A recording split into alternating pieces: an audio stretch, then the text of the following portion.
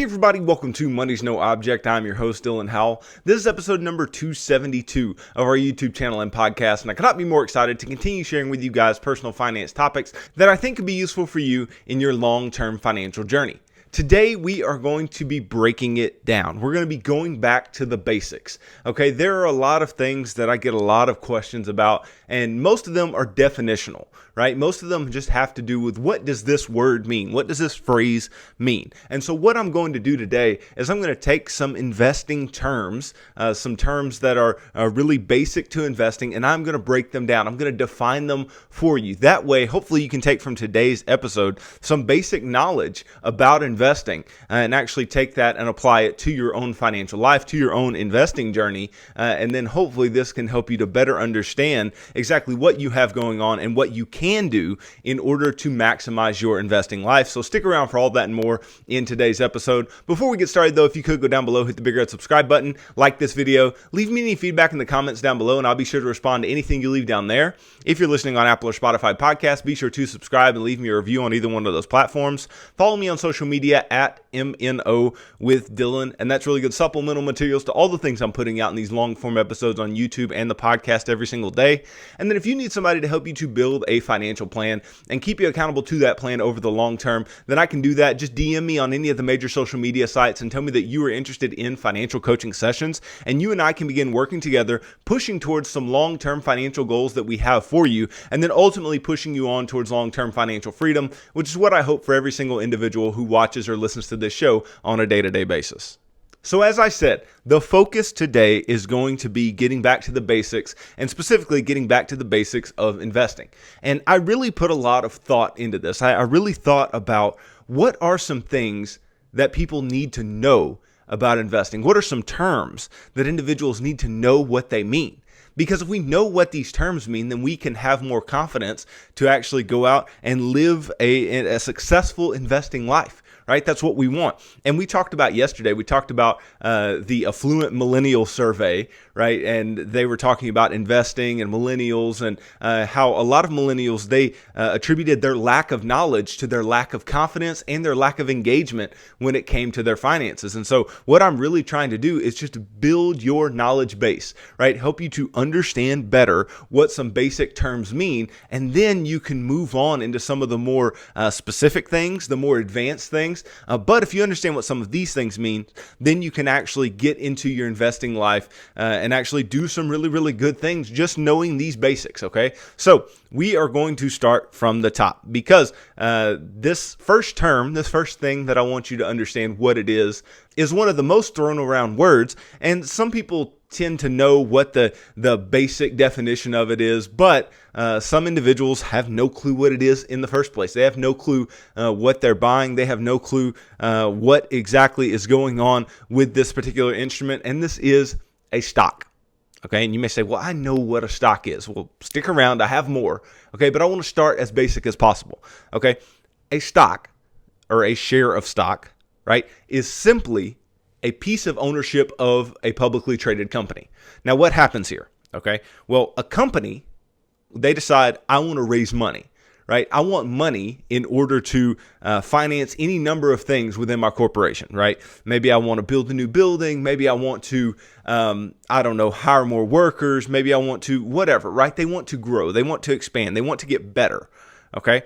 And some ways that they can do that are via debt, right? They can take out some debt, and we'll talk about that here in a little while. They can use money that they have on hand that they've made, right? Or they can sell a piece of their company or many pieces of their company in most cases, right? And they can sell those many pieces of their company for cash, right? And then the individuals who buy those pieces of the company or shares of stock, right, are partial owners of the company, and they are called residual owners of the company, meaning they have rights to everything that's left over after the company pays all their expenses and their debts, okay? So if you are a stockholder, you are literally an owner of a business, okay? And when this comes to our own investing life, I talk about the stock market all the time. And all the stock market is, it's just this culmination of all of these different companies' ownership pieces being bought and sold at any given time, okay?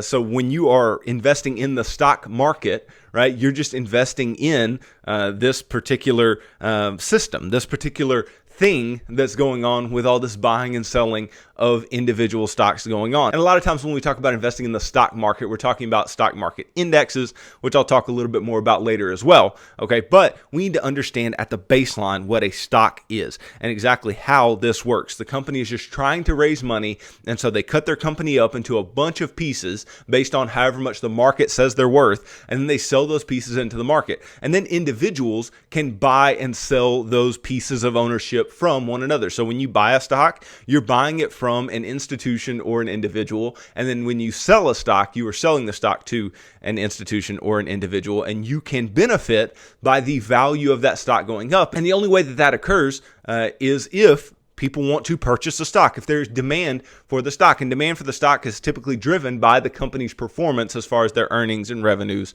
and so on and so forth. And we could dig as deep as you want, but that is what a share of stock is. Now, another way that a share of stock can provide you a return is our second term here that I want you guys to know, and that is dividend.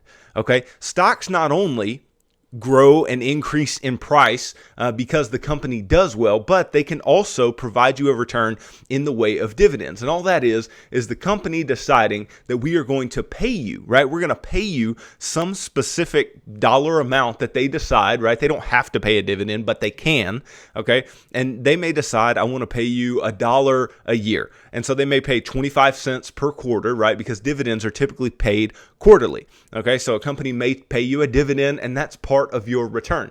Now, dividend paying stocks, especially stocks that have higher dividends, are typically not as high growing because you have to have really stable cash flows in order to be able to pay really high dividends.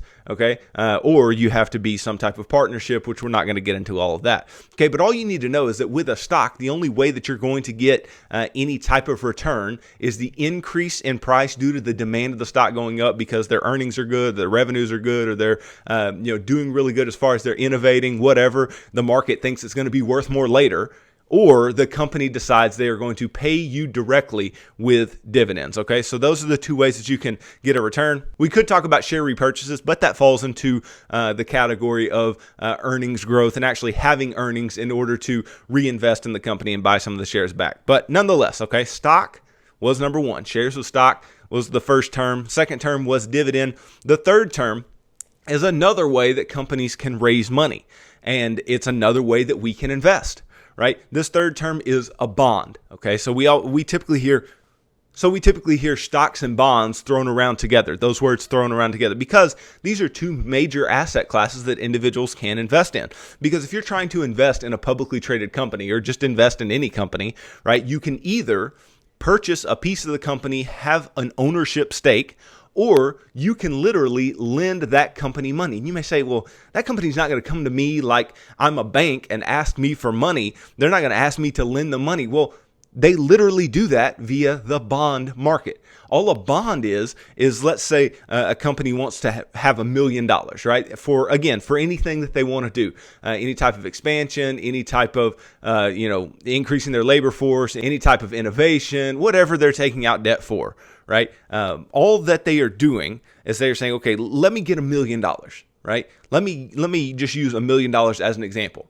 Okay. And what they'll do is they'll cut that $1 million into $1,000 pieces. Okay. And then they will sell those $1,000 pieces into the market for some price. Okay. And what will happen is they will pay a bond holder a certain amount of interest every 6 months. Typically, they'll pay a certain amount of interest to that bond holder, okay? And that bond will typically have some fixed maturity, meaning that they're only going to repay you for a certain amount of time, right? This is very similar to any type of loan that you would take out, right? Any type of amortized loan you may have, like a car loan, right? You're going to pay that car loan some fixed payment over a fixed amount of time. And that's typically what goes on with bonds as well. So if you hold a bond, that's what you're getting. You're getting that type of return. And all that you are doing, you are lending a company money and that company is simply repaying you that money over time. So they pay you these coupon or interest payments over time, okay? And then at the end of the life of the bond, they repay the entire principal value of the bond, which is typically $1,000 for a corporate bond, okay? So stocks are one way that companies can raise money, and we can invest in that way.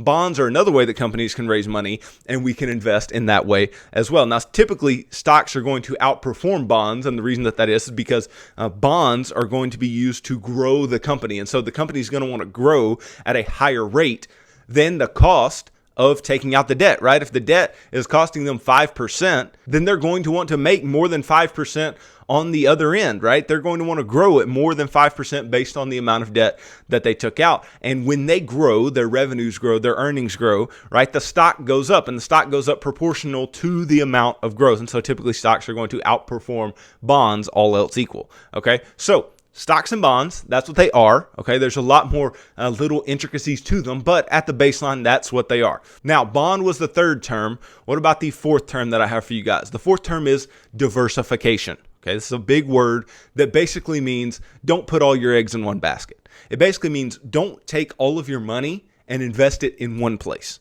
Diversification is this idea that we're not just going to put all of our money in, let's say, Apple stock or Tesla stock or whatever. We're not just going to pick one stock and put all our money into it, or one bond issue and put all our money into it, right? What we're going to do is we are going to diversify our money out, right? We're going to invest in things that are not highly correlated with one another in order to decrease our risk. Diversification is simply a mechanism by which we can decrease our risk. And so if I want to diversify my stock portfolio, maybe I own, the S&P 500, which is pretty diversified because you have companies from a lot of different sectors, right?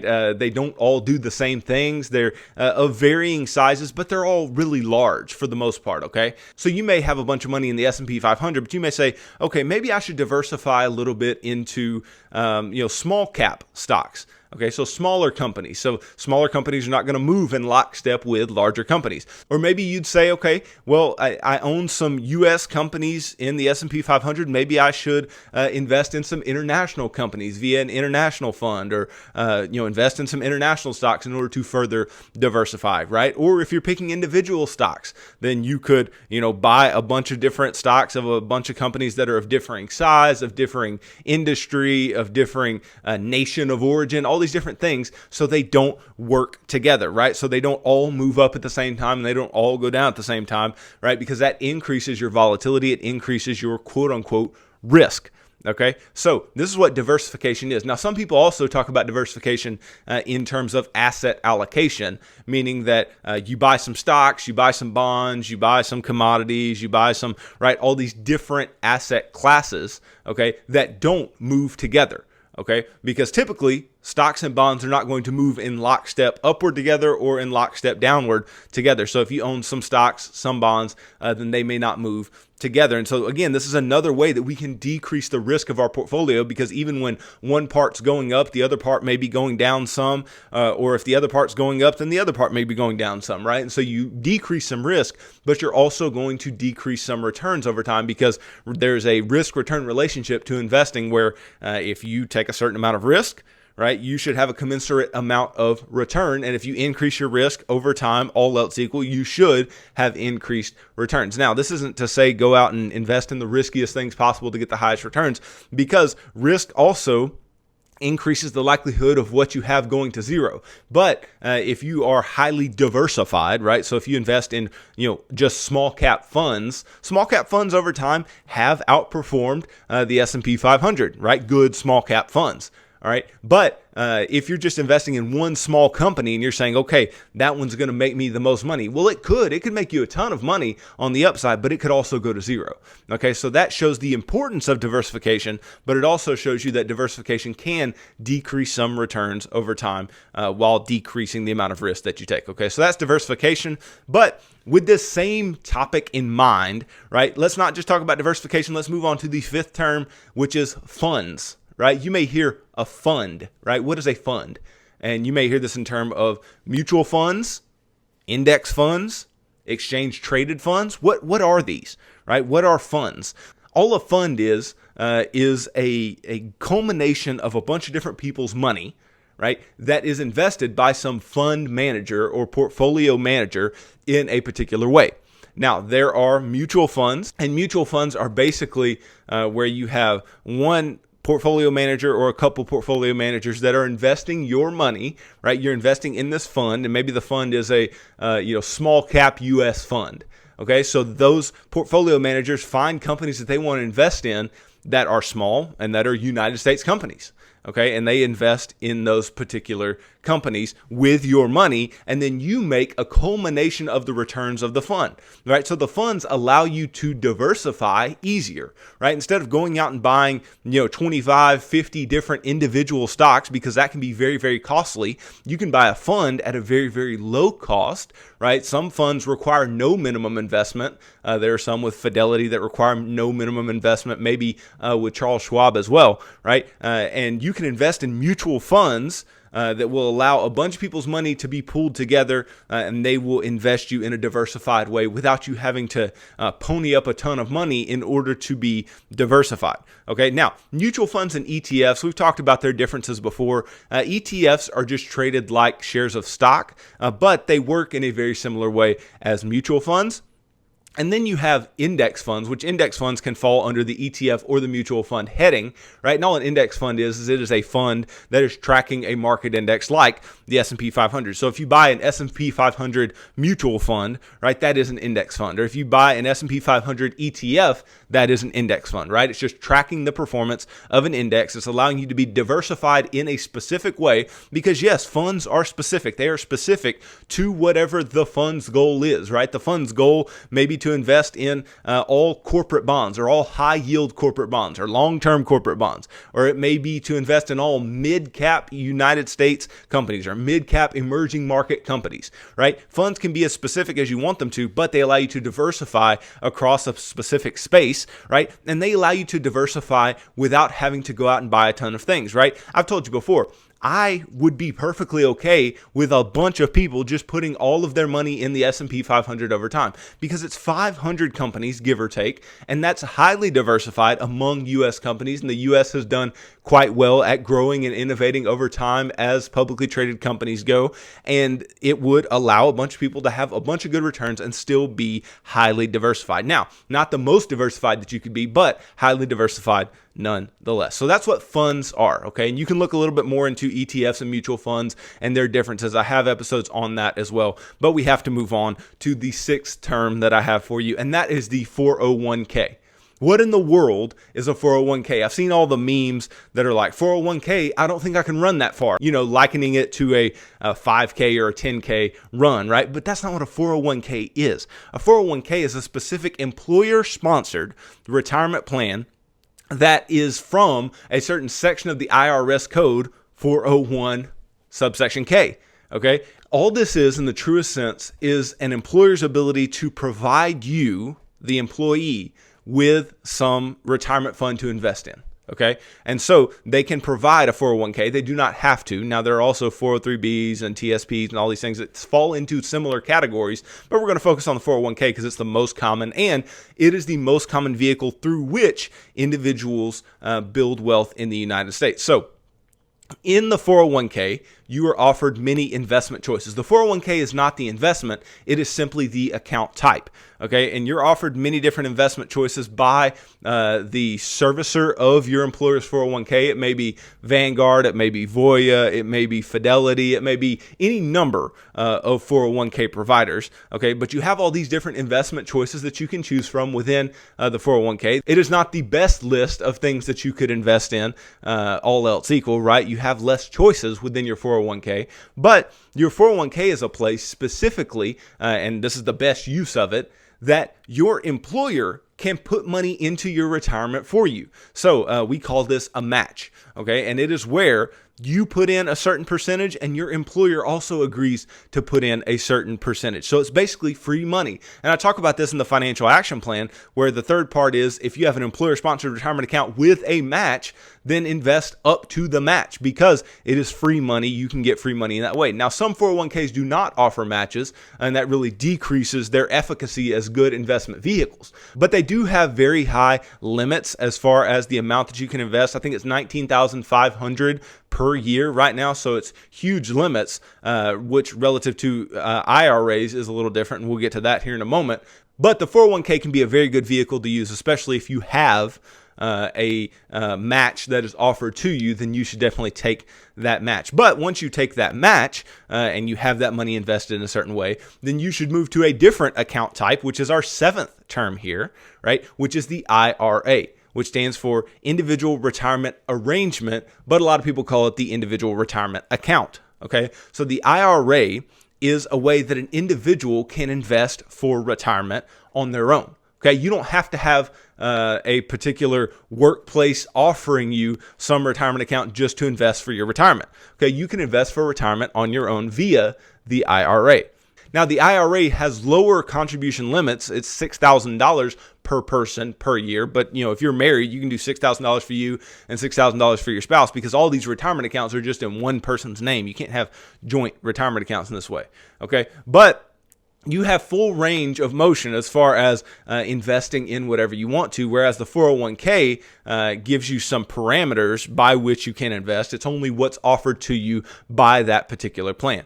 Okay, so the IRA provides you with more flexibility. It provides you with the ability to invest in more things, but it has lower contribution limits than the 401k does. Now, you may ask then, what should I choose to invest in? We're being very definitional here. What should I choose to invest in? How should I decide between a 401k or an IRA or whatever?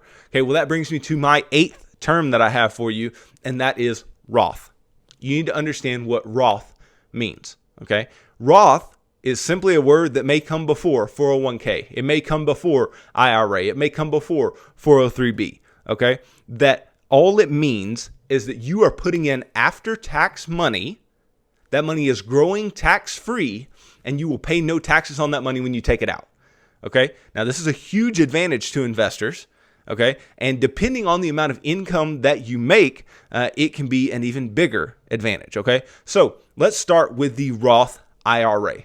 Okay, the Roth IRA, you can put $6,000 per year into it. It's after-tax money. You get no tax deduction like you do with the traditional IRA. You get a tax deduction. The money grows tax deferred, and then you take the money out later and you pay taxes on that money that you take out later on, but it grew tax deferred. Okay, but with the Roth, what you have is you have money that is already taxed going in. It grows tax-free, and then you can take it out later on with no taxes, right? So hypothetically, you could live in retirement with no taxes if all you have is Roth assets, okay? So you can put up to $6,000 per year per person in a Roth IRA. Now, Roth IRAs, they do have income limits. I don't have the income limits in front of me, but you should look into those before you put money into a Roth IRA. Even though there are ways like the backdoor Roth that you can invest in a Roth IRA, even if the income limits are not what you fall within. If you make too much money to invest in a Roth IRA, you can still find ways to get Roth money going. Okay, but Roth IRAs can be a huge, huge benefit. I have a Roth IRA myself. My wife has a Roth IRA. Okay, but what we also have via my wife's employer is a Roth 401k. Okay, now your company is going to offer you a 401k, and that 401k may have multiple options. You may have the option to make Roth contributions to your 401k. Okay, and you need to make sure that those get matched as well if you do have an employer match, which most do. Okay, but Roth 401ks can be extremely, extremely valuable because regardless of the amount of money that you make, you can put money in a Roth 401k, okay? So it doesn't matter if you don't fall within the income limits of the Roth IRA. If you have a Roth 401k available to you, then you can invest up to the maximum in the 401k, which is $19,500 per year, which really makes the IRA look quite minimal, okay? Now, again, you put money in after taxes, so even though it is a deduction from your paycheck, it's not a pre-tax deduction, it's an after-tax deduction. The money grows tax-free, and then you can take the money money out later, meaning after age 59 and a half. That's the current rule for IRAs, but with 401ks, it's after age 55, okay? You can start taking distributions from a 401k, all right? And you can take that money out tax-free.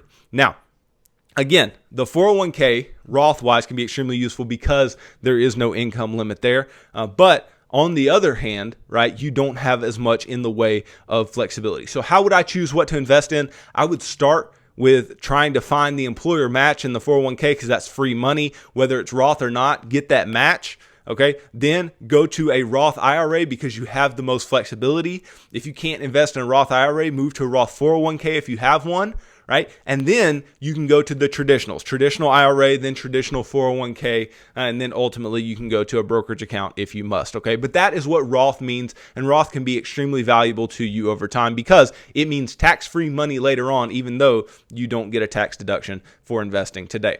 Ninth term that I have for you is really a two-parter, but it is bull and bear market, okay? You may hear these words thrown around, but basically here's all you need to know.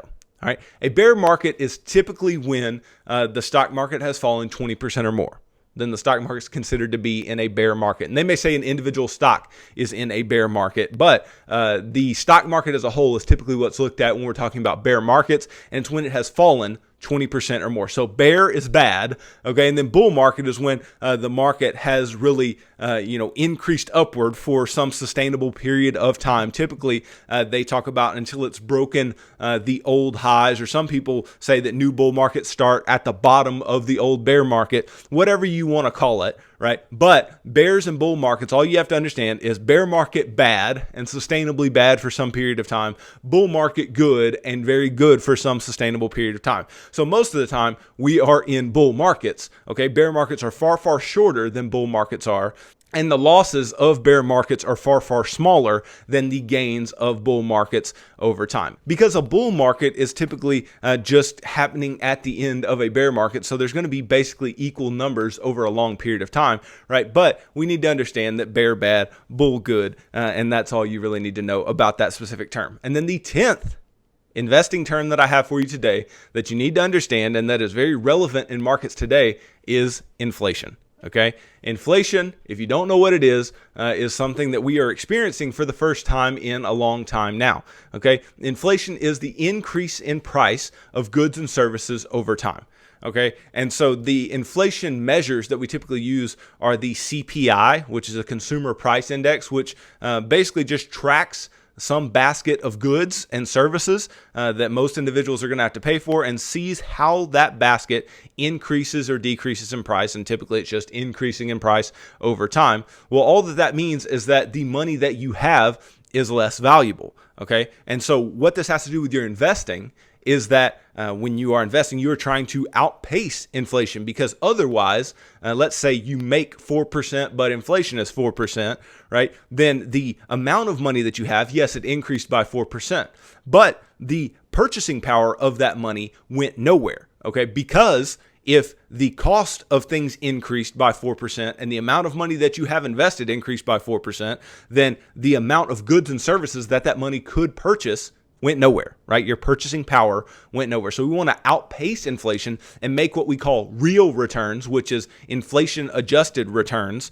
that are very, very positive. We want to make good, positive, real inflation adjusted returns over a long period of time, because otherwise, if we do not invest our money and we do not invest it well, then inflation is going to eat away at the value of your money over a long period of time. And the longer that occurs, right, the less likely that you are to get ahead and actually build something that is going to be sustainable and is going to sustain you in retirement and help you to live in a way that you want to live. Hopefully, it's a way that you want to live that is a very vibrant retirement, is a very vibrant life after work, or even while you're still working, right? If you're using your investments to pay for certain things, right? You want that money to have grown in real terms, not just in terms of the nominal value, right? So again, if you invest $10,000 and it makes 4%, that's $10,400. But if inflation was 4% as well, then your money really went nowhere in value. Okay, so we need to keep this in mind. Keep this in mind when it comes to value versus the actual amounts, right? Amounts matter and rates of returns matter. Okay, but if you don't look at how that rate of return stacks up to the increase in the prices of goods and services over time, then you could end up finding that your money is really not doing for you what you think it's doing. Okay, so keep that in mind, and that is the end of my 10 investment terms that I think you should understand. I think you should know. I think you should have as your baseline knowledge for investing over a long period of time, and then grow that knowledge. All of these terms have far more minutia than I actually went into in a 30-minute episode today, but I think you guys can really have a good start by understanding some of these basic things and then really digging into some of the secondary and tertiary things that I mentioned as well. Okay, so hopefully this helps. Hopefully this helps you to build an investment foundation, and then hopefully you can use this in order to move forward and grow in your knowledge of all things investing, and then actually act, actually invest, actually do something that's going to benefit you over a long period of time. So thanks for watching this video. If you could go down below, hit the big red subscribe button, like this video, leave me any feedback in the comments down below, and I'll be sure to respond to anything you leave down there. If you're listening on Apple or Spotify podcasts, be sure to subscribe and leave me a review on either one of those platforms. Follow me on social media at MNO with Dylan, and that's really good supplemental materials to all the things I'm putting out in these long form episodes on YouTube and the podcast every single day. And then if you need somebody to help you to build a financial plan and keep you accountable to that plan over the long term, then I can do that. Just DM me on any of the major social media sites and tell me that you are interested in financial coaching sessions, and you and I can begin working together, pushing towards your long-term financial goals, and then ultimately pushing you on towards long-term financial freedom, which is what I hope for all individuals who are watching or listening to the show on a day-to-day basis. So tune in tomorrow as I continue talking about personal finance topics that I think could be useful for you in your long-term financial journey. So thanks for tuning into this episode of Money's No Object. I'm your host, Dylan Howell. God bless.